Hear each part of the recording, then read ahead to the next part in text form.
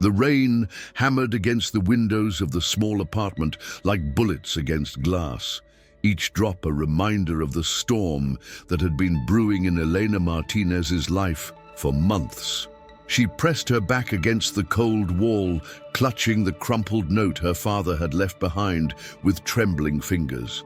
The words blurred through her tears, but she had already memorized every devastating line. "I'm sorry, Mija. I had no choice. Marcus Sterling will explain everything. Don't hate me for what I've done."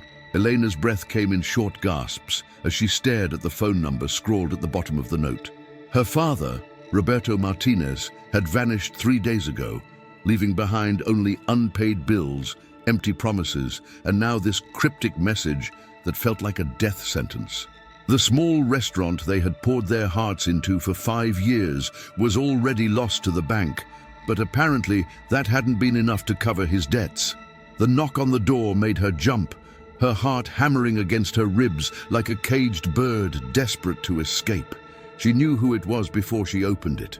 Marcus Sterling stood in the doorway, his imposing 6-foot frame filling the space like a dark omen. His steel-gray eyes swept over her with the cold calculation of a predator sizing up its prey, taking in her faded jeans, the oversized sweater that had once belonged to her father, and the defiant tilt of her chin, despite the fear she couldn't quite hide. "Elena Martinez," he said, his voice a low rumble that seemed to resonate in her bones. It wasn't a question. He knew exactly who she was, probably knew more about her than she was comfortable with. "I'm Marcus Sterling. I believe your father mentioned me." She wanted to slam the door in his face, to pretend this was all some terrible nightmare she could wake up from. Instead, she found herself stepping aside, allowing him to enter her world like she was inviting the devil himself for tea. Marcus moved with the fluid grace of a man accustomed to owning every room he entered, his expensive suit a stark contrast to the modest surroundings of her apartment. "Where is he?" Elena's voice came out stronger than she felt, though she noticed the slight tremor she couldn't quite control. Marcus settled into her father's favorite chair as if he belonged there, his presence somehow making the familiar space feel smaller, more oppressive. "Your father owes me $500,000, Miss Martinez. Money he borrowed to keep his business afloat. Money he gambled away, trying to make a quick fortune to pay me back." His fingers drummed against the armrest with methodical precision. "He's disappeared, but debts don't simply vanish with the debtor." Elena's legs gave out, and she sank onto the couch across from him, her mind reeling with the astronomical figure he'd just casually mentioned. $500,000. It might as well have been $500 million for all the hope she had of ever repaying it. "I don't have that kind of money. I don't have any money." "I'm aware of your financial situation," Marcus replied, his tone matter-of-fact, as if discussing the weather. "Your father and I came to an alternative arrangement when it became clear he couldn't repay his debt in the traditional manner." Something in his tone made Elena's blood run cold. She studied his face, searching for any hint of humanity beneath the granite features, but found only the cold efficiency of a man who had learned to view everything and everyone as commodities to be acquired or discarded. "What kind of arrangement?" Marcus leaned forward, his elbows resting on his knees, bringing him closer to her personal space. Elena caught a whiff of his cologne, expensive, masculine, with undertones of danger that made her pulse quicken for reasons she didn't want to examine. "You, Miss Martinez, you are the arrangement." The words hit her like a physical blow, knocking the breath from her lungs. "Excuse me? Your father signed a contract transferring guardianship of you to me in lieu of monetary payment." Marcus reached into his jacket and produced a legal document, spreading it on the coffee table between them like a death warrant. "You belong to me now." Elena stared at the papers, her father's signature a betrayal written in black ink. "This is insane. You can't own a person. This isn't the 19th century. You're right, I can't own you." Marcus's lips curved into something that might have been a smile if it had contained any warmth. but I can own your time, your service, your presence in my home until the debt is satisfied. Think of it as a very exclusive form of employment. And if I refuse, then I'll pursue your father through every legal channel available to me. I'll destroy what's left of his reputation, ensure he can never work in this city again, and when I find him, and I will find him, I'll make sure he faces the full consequences of his actions. Marcus's voice remained perfectly calm, but Elena heard the steel beneath the silk. Your choice, Miss Martinez. You can come with me willingly, or you can watch your father's world burn from the ashes of his own making. Elena closed her eyes, feeling the weight of an impossible choice settling on her shoulders. She thought of her father, despite everything, despite his weakness and his lies. She couldn't bear the thought of him facing the kind of destruction this man could undoubtedly deliver. What exactly would you expect from me? You'll live in my home, attend social functions as my companion when required, and assist with various domestic arrangements. Nothing illegal, nothing that would compromise your safety or dignity. Marcus stood, towering over her once again. You'll be provided with appropriate clothing, food, shelter, and a small monthly allowance. Consider it a gilded cage, Miss Martinez. Elena looked around the apartment that had been her sanctuary, her refuge from a world that had never been particularly kind to her. She thought of her dreams, her plans to save money for college, her hopes of someday opening her own small cafe. All of it seemed to be slipping away like sand through her fingers. How long? Until the debt is satisfied. At current market rates for your services, approximately 2 years. 2 years. It might as well have been a lifetime. Elena stood on shaking legs, her decision made not by courage, but by the desperate love she still felt for the man who had abandoned her. I'll need time to pack. You have 1 hour, Marcus said, checking his watch with practiced indifference. I'll be waiting in the car. As the door closed behind him, Elena sank to her knees on the worn carpet, finally allowing the tears she'd been holding back to fall. She wasn't just losing her home, she was losing herself, becoming a pawn in a game she didn't understand, played by a man who saw her as nothing more than a commodity to be claimed. But as she began to pack her few belongings, a small flame of defiance flickered to life in her chest. Marcus Sterling might have bought her time, but he hadn't bought her soul, and if he thought she would simply fade into the background of his life like a piece of furniture, he was about to learn just how wrong he could be. The Sterling mansion loomed before Elena like something from a Gothic novel, its imposing facade of dark stone and towering windows casting long shadows across the manicured grounds. As the black sedan pulled through the wrought iron gates, Elena pressed her face to the window, trying to comprehend the sheer magnitude of wealth that surrounded her. This wasn't just a house. It was a fortress, a monument to power that made her feel smaller with each passing second. Marcus hadn't spoken during the 40-minute drive from her apartment. His attention focused on the stream of calls and messages that seemed to demand his constant attention. Elena had watched him from the corner of her eye, noting the way his jaw tightened when certain names appeared on his phone, the almost imperceptible shift in his posture when discussing what sounded like million-dollar deals. She was beginning to understand that she had entered the orbit of a man who operated on a level far beyond anything she had ever imagined. The butler who greeted them at the front door was a dignified man in his 60s named Harrison, whose kind eyes offered Elena the first genuine warmth she had encountered since this nightmare began. "Welcome to Sterling Manor, Miss Martinez," he said with a slight bow that made her feel both honored and completely out of place. "I've prepared the blue guest suite for you. I trust you'll find it comfortable." Elena followed Harrison through a maze of rooms that seemed to stretch on forever, each one more opulent than the last. Crystal chandeliers cast prismatic light across marble floors, while priceless artwork adorned walls that seemed to reach toward heaven itself. She caught glimpses of a library that could have housed a small university, a dining room that could seat 30 people, and what appeared to be an indoor pool that sparkled like a jewel in the mansion's heart. "The blue suite," Harrison announced. opening double doors to reveal what Elena could only describe as a luxury hotel room. The space was larger than her entire apartment, decorated in shades of sapphire and cream that somehow managed to feel both elegant and welcoming. French doors opened onto a private balcony overlooking gardens that looked like they belonged in a fairy tale. "This is where I'll be staying?" Elena asked, her voice barely above a whisper. "Mr. Sterling wanted to ensure your comfort."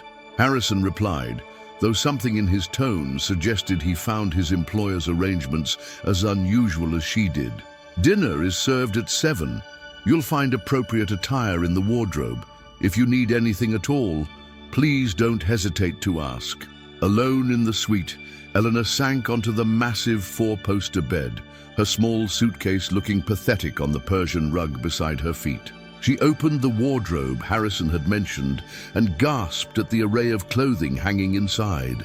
Dresses, blouses, skirts, even casual wear, all in her exact size and obviously expensive. The tags were still attached, as if someone had gone on a shopping spree specifically for her arrival. Elena selected a simple black dress for dinner, its elegant lines and modest neckline making her feel slightly more prepared to face whatever the evening might bring.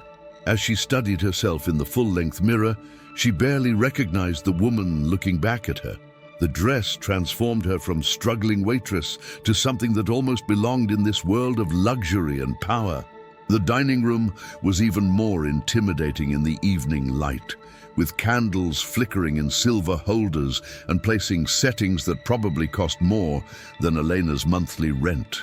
Marcus was already seated at the head of the long table, having changed from his business suit into a more casual shirt and slacks that somehow made him look more approachable and more dangerous at the same time. "You look lovely," he said as she entered, his grey eyes taking in her appearance with an appreciation that made her skin warm in ways she didn't want to acknowledge. "The dress suits you." "Thank you," Elena replied, taking the seat Harrison indicated, which placed her at Marcus's right hand. The intimacy of the seating arrangement felt strange and electric, as if she were playing a role in someone else's life. Dinner was a multi-course affair that would have been romantic under different circumstances. The food was exquisite, prepared by what Elena assumed was a professional chef, each dish a work of art that seemed almost too beautiful to eat. Marcus proved to be a surprisingly engaging conversationalist, asking about her education, her interests, her dreams, before her father's debts had derailed her life. "You studied literature at community college," he said, cutting into his perfectly prepared steak. "What drew you to that field?" Elena hesitated, unsure how much of herself she wanted to reveal to this man who held her future in his hands. "I've always believed that stories have the power to change people, to help them see the world differently. I wanted to teach, maybe write someday. And now I'm here," she said simply, meeting his gaze with more courage than she felt. "Playing a role in someone else's story." Something flickered in Marcus's eyes, an emotion too quick to identify before his usual mask of control slipped back into place. "Perhaps this is just a different chapter in your story, not the ending." After dinner, Marcus led her to his study, a room that felt more personal than anywhere else she had seen in the mansion. Books lined every wall, their worn spines suggesting they were actually read rather than just displayed. A fire crackled in the fireplace, casting dancing shadows across leather furniture that showed signs of actual use. "I want to establish some ground rules," Marcus said, pouring himself a glass of whiskey from a crystal decanter. "You're free to move about the house and grounds as you please. The staff has been instructed to treat you as a guest, not a servant. You'll have access to the library, the gym, the pool, essentially everything except my private office and bedroom." Elena nodded, grateful for the boundaries he was establishing. "What about my actual duties? You mentioned social functions and domestic arrangements. There's a charity gala next week. You'll accompany me as my companion. Beyond that, we'll take things as they come." Marcus settled into the chair across from her, his presence filling the space between them like a physical force. "I'm not unreasonable, Elena. I don't expect you to be happy about this situation, but I do expect you to honor the agreement your father made. And if I don't, then you're free to leave at any time. But remember, the debt remains, and your father will face the consequences of his actions." Marcus took a sip of his whiskey, studying her over the rim of his glass. "I'm curious, though. Why did he do it? Why did a man who clearly loves his daughter put her in this position?" Elena felt tears prick at her eyes, but she refused to let them fall. "Because he's weak. Because he's always looked for easy solutions to hard problems. Because he thought he could gamble his way out of trouble. And when that failed, he ran rather than face what he'd done." Her voice grew stronger with each word. Years of disappointment and frustration finally finding their voice. "But despite all of that, he's still my father, and I won't let him be destroyed because of his mistakes." Marcus leaned forward, his grey eyes intense in the firelight. "That's either very noble or very foolish. Maybe both," Elena admitted, surprised by her own honesty. "But it's who I am, who you are," Marcus repeated slowly, as if testing the words. "Most people in your position would be scheming to escape or plotting revenge. You're protecting the man who betrayed you." Elena stood, suddenly needing distance from the intensity of his gaze. "I should go to bed. It's been a long day." "Elena?" Her name on his lips stopped her at the door. She turned back to find him watching her with an expression she couldn't quite read. "Thank you for honoring the agreement, for making this easier than it could have been." "Don't thank me yet," she said quietly. "You don't know me well enough to know whether I'll make this easy or turn your life upside down." As she climbed the stairs to her gilded cage, Elena caught a glimpse of Marcus through the study window, still sitting by the fire, staring into the flames with an expression of such profound loneliness that it took her breath away. For just a moment, she wondered if she wasn't the only prisoner in this beautiful mansion, if Marcus Sterling's wealth and power were just another kind of cage, one that kept people at a distance and left him isolated in his fortress of material success. The thought followed her into her dreams, where she found herself wondering what had made such a powerful man so alone, and why she felt an inexplicable urge to reach through the walls he had built around himself and touch the man hidden beneath the armor of control and indifference. 3 weeks had passed since Elena's arrival at Sterling Manor, and the house had begun to feel less like a prison and more like a puzzle she was slowly learning to solve. She had discovered that Marcus left for work at precisely 7 each morning, returning at unpredictable hours that seemed to depend on whatever crisis demanded his attention. In his absence, the mansion revealed its secrets to her curious exploration. The staff, initially wary of the mysterious young woman who had appeared without explanation, had gradually warmed to Elena's genuine kindness. Maria, the head housekeeper, had begun sharing stories about her grandchildren over morning coffee. James, the groundskeeper, had started teaching her about the exotic plants in the conservatory.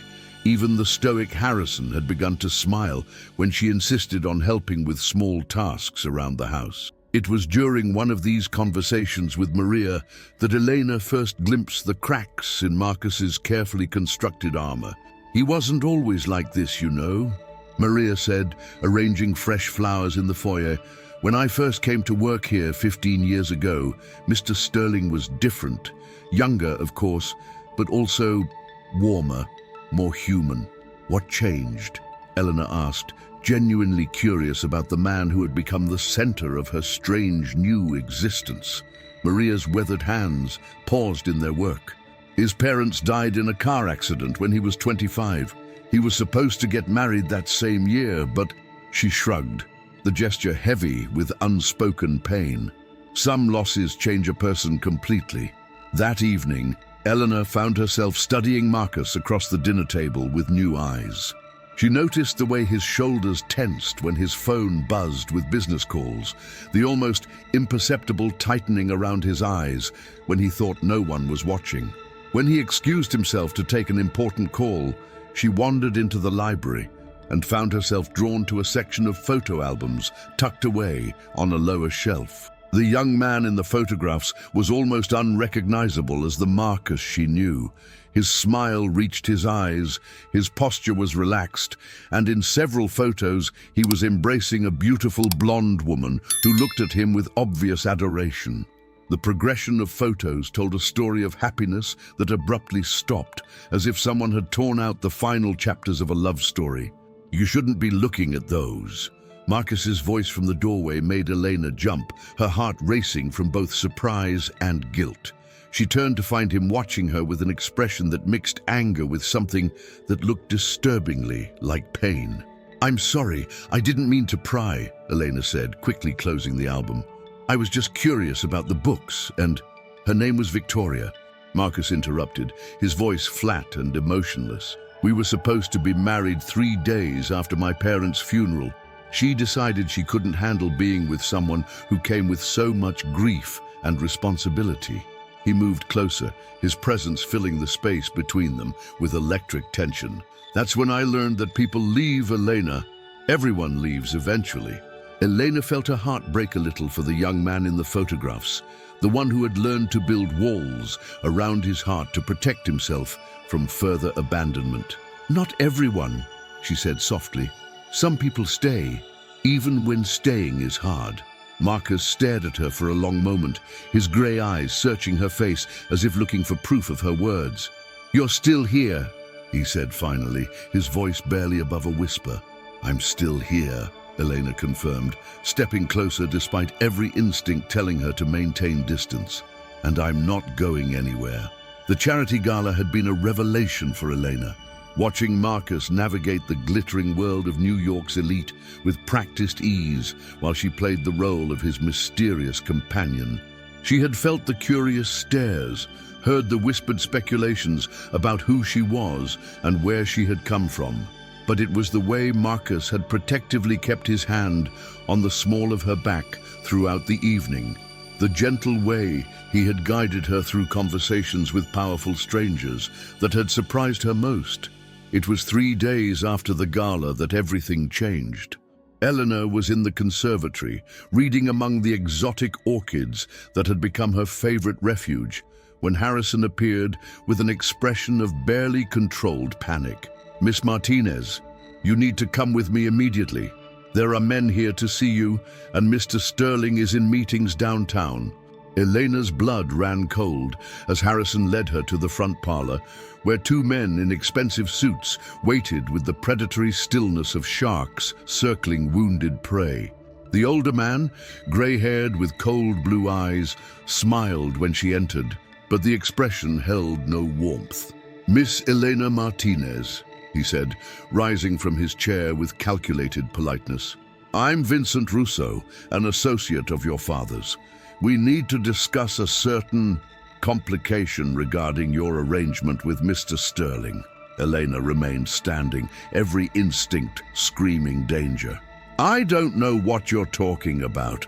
My father's debts are being handled through Mr. Sterling." Russo's smile widened, revealing teeth that seemed too sharp. "Ah, but your father owed money to several people, Miss Martinez. Mr. Sterling may have claimed you as payment for his debt, but he wasn't the only creditor. Your father borrowed from my organization as well, and we've decided to collect our portion of the collateral." The younger man stepped forward, his hand moving to something concealed beneath his jacket. "You're coming with us, lady. Sterling's not here to protect you now." Eleanor's mind raced, remembering Marcus's warnings about staying in public areas of the house, his insistence that security always know her whereabouts. She backed toward the door, but the younger man moved faster, grabbing her arm with bruising force. "Don't make this harder than it needs to be. Let her go." Marcus's voice cut through the room like a blade, and Elena had never been so grateful to hear anything in her life. He stood in the doorway, having apparently returned early from his meetings, his presence radiating a dangerous calm that made the temperature in the room seem to drop 10 degrees. Russo released Elena's arm, but didn't back down. "Sterling, we were just explaining to Miss Martinez that you don't have exclusive rights to Roberto's collateral." "Elena belongs to no one but herself," Marcus said, moving to place himself between her and the 2 men. and anyone who threatens her answers to me. Be careful, Sterling, Rousseau warned. You're not the only one with influence in this city. Push too hard, and you might find your business interests compromised. Marcus stepped closer to Rousseau, his voice dropping to a whisper that somehow seemed more threatening than any shout. Touch her again, threaten her again, even look at her wrong, and I'll destroy everything you've built. I'll take apart your organization piece by piece and scatter the remains so thoroughly that people will forget you ever existed. Elena watched in fascination and terror as Marcus revealed a side of himself she had never seen before. This wasn't the controlled businessman or the lonely man haunted by his past. This was someone capable of real violence, someone who had built his empire on more than just shrewd investments and calculated risks. After Rousseau and his associate left with barely concealed fury, Marcus turned to Elena, his hands shaking as he reached for her. "Are you hurt? Did they touch you?" "I'm fine," Elena whispered, but she wasn't fine. She was trembling with reaction, with the realization of how much danger she had been in, and how much danger Marcus had just put himself in to protect her. "Marcus, what have you done? You've made them your enemies." "I've made my choice," he said simply, pulling her into his arms for the first time since she had arrived at the mansion. "And my choice is you." The attack on Marcus's business empire began the very next day. Elena watched helplessly as his phone rang constantly with reports of sabotaged deals, pulled investments, and suspicious government investigations that had appeared overnight. Marcus moved through the chaos with grim determination, but she could see the toll it was taking on him, the tension in his shoulders, the exhaustion that no amount of coffee could mask. "You have to let me go," Elena said on the third morning, finding him in his study, surrounded by legal documents and financial reports. "This is destroying everything you've built. Rousseau will stop if I'm no longer under your protection." Marcus looked up from his paperwork, his gray eyes blazing with an intensity that made her step back. "No, absolutely not. We'll find another way." "What other way?" Elena demanded, frustration making her voice rise. "Your stock prices are plummeting. 3 major clients have pulled their accounts. The FDA is investigating your pharmaceutical investments. How much more are you willing to lose for someone who was supposed to be just a debt payment?" Marcus stood abruptly, crossing the room to grip her shoulders with hands that trembled with barely controlled emotion. "You were never just a debt payment, not from the moment you walked into this house and refused to let it break you. Not from the moment you showed kindness to my staff when you had every reason to hate being here. Not from the moment you made me remember what it felt like to be human again." Elena stared at him, seeing the vulnerability he was finally allowing her to witness. "Marcus, I love you," he said, the words tearing from his throat like a confession he had fought against making. "God help me, I love you, and I won't let them take you from me. Not Rousseau, not your father's debts, not anyone." The admission hung between them like a bridge neither had expected to cross. Elena felt her own carefully guarded heart crack open, spilling forth feelings she had been trying to deny for weeks. "I love you too," she whispered. "But love isn't enough to protect us from what's coming." That evening, Elena made her decision. While Marcus was on a conference call with his lawyers, she slipped out of the mansion using the service entrance, leaving behind only a letter explaining her choice. She couldn't watch him destroy himself for her sake, couldn't be the cause of his downfall when he had already lost so much in his life. The taxi ride to Rousseau's downtown office felt like a funeral procession, each mile taking her further from the only happiness she had known since her father's betrayal. But as the city lights blurred past the window, Elena steeled herself for what lay ahead. She had learned strength from watching Marcus navigate his world of power and danger. Now it was time to use that strength to save the man she loved. Rousseau was waiting for her in his office, his satisfied smile confirming that he had expected this moment.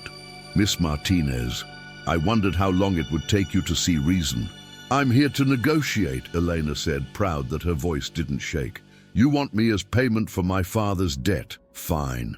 But I have conditions. Rousseau leaned back in his chair, amused by her audacity. "You're hardly in a position to make demands." "Aren't I?" Elena stepped closer to his desk, channeling every ounce of confidence Marcus had taught her. "I'm educated, presentable, and apparently valuable enough that you're willing to destroy a billionaire's empire to get me. That suggests I have more leverage than you're admitting." For the first time, uncertainty flickered in Rousseau's eyes. Elena pressed her advantage, knowing she had one chance to get this right. "Here's what's going to happen. You'll call off your attack on Marcus Sterling immediately. In return, I'll honor my father's debt to you, but as an employee, not a possession. I'll work for your organization in whatever capacity you deem appropriate, but with a legitimate salary and the understanding that this arrangement ends when the debt is satisfied. And if I refuse?" Elena smiled, the expression she had learned from watching Marcus negotiate. "Then you get nothing. I'll disappear, and you can chase my father across the globe, while Sterling uses every resource at his disposal to destroy you for threatening me." She paused, letting the weight of her words sink in. "Or you can accept my terms and get what you actually want. Someone to ensure your investment is repaid." Rousseau studied her for a long moment, then began to laugh. "Roberto Martinez's little girl has grown some teeth. Very well, Miss Martinez, we have a deal." Marcus found Elena 3 days later, working in Rousseau's downtown office, her desk positioned where she could be watched at all times. When he walked through the door with Harrison and 2 security guards flanking him, Elena's heart nearly stopped. His face was a mask of controlled fury, but his eyes held something that looked dangerously close to desperation. "You have 30 seconds to explain why you're here willingly," Marcus said to Rousseau, his voice carrying the deadly calm that Elena had learned to recognize as his most dangerous mood. "Before I tear this building apart brick by brick." Rousseau gestured to Elena with practiced nonchalance. The young lady came to renegotiate her father's arrangement. Quite enterprising, actually. "She's been handling our accounts receivable with remarkable efficiency." Elena stood slowly, her heart breaking at the pain she could see behind Marcus's controlled expression. "Marcus, you shouldn't be here. Our deal was made without my consent." Marcus interrupted, never taking his eyes off Rousseau. "Elena doesn't belong to her father, which means she can't honor his debts. Any agreement you made with her is null and void." "I'm afraid the law disagrees," Rousseau replied smoothly.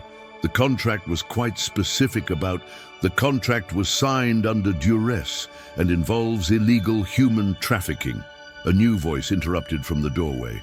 Elena turned to see a stern-looking woman in a federal agent's badge approaching with a team of officers. "Mr. Rousseau, you're under arrest for conspiracy, racketeering, and violations of federal anti-trafficking statutes." Elena watched in shock as chaos erupted around her. Rousseau's composure finally cracked as FBI agents flooded the office, seizing documents and computers while reading him his rights. Through it all, Marcus remained perfectly still, watching the scene unfold with the satisfaction of a man whose careful planning had finally come to fruition. "You orchestrated this," Elena breathed, understanding dawning on her face. "I've been building a case against Rousseau for months," Marcus admitted, finally moving to her side as the agents led Rousseau away in handcuffs. "Your father's debt was just the excuse I needed to get close to his operation. When you disappeared, it became personal." Elena stared at him, pieces of a larger puzzle clicking into place. "You never needed me to honor my father's debt, did you? You could have found him whenever you wanted." Marcus's expression grew tender as he reached for her hands. "I found your father the day after you moved into my house. He's been in a rehabilitation center in California, getting help for his gambling addiction. The debt was real, but I had already decided to forgive it." "Then why?" "Because from the moment you walked into my house and refused to be broken by circumstances beyond your control, I knew I couldn't let you go." Marcus pulled her into his arms, holding her as if she might disappear again. "I kept you there under false pretenses, Elena. I'm the one who should be asking for forgiveness." Elena felt tears streaming down her face as the weight of deception and love collided in her chest. "You manipulative, brilliant, impossible man," she whispered against his shoulder. "I should hate you, but you don't," Marcus said, and it wasn't a question. "No, I don't." Elena pulled back to look at him, seeing the vulnerability he no longer tried to hide from her. "I love you, despite everything, because of everything." 6 months later, Elena stood in the garden of Sterling Manor wearing a white dress that had nothing to do with debts or obligations and everything to do with choice. As Marcus slipped a ring onto her finger with hands that shook with emotion rather than calculation, she realized that sometimes the best love stories began with the worst circumstances. Her father, clean and sober, walked her down the aisle with tears in his eyes and gratitude in his voice. Harrison beamed from his position as Marcus's best man, while Maria wept happy tears from the front row. "You paid me back with your heart," Marcus whispered, as they were pronounced husband and wife. "Now let me spend the rest of my life earning it."